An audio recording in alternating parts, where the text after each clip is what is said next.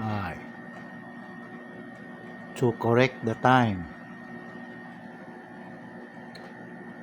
down to setting.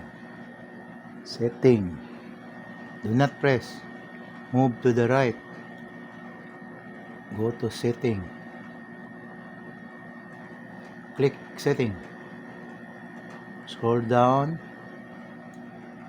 System. Click system.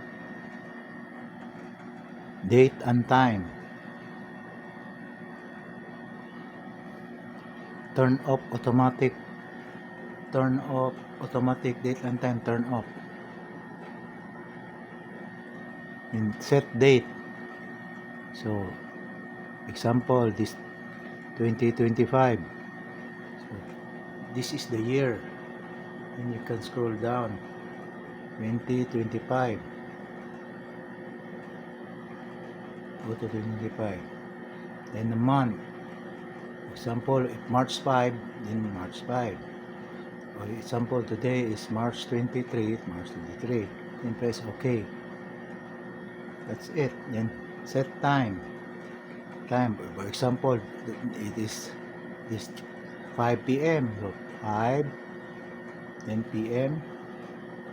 For example, 5:05 p.m. 5:06, 5:07. It's up to you. So now it's total time is 1:37.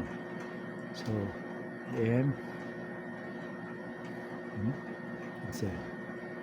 Time 1:38, 1:36. Okay. Then click back, hoping that next time it will be automatic.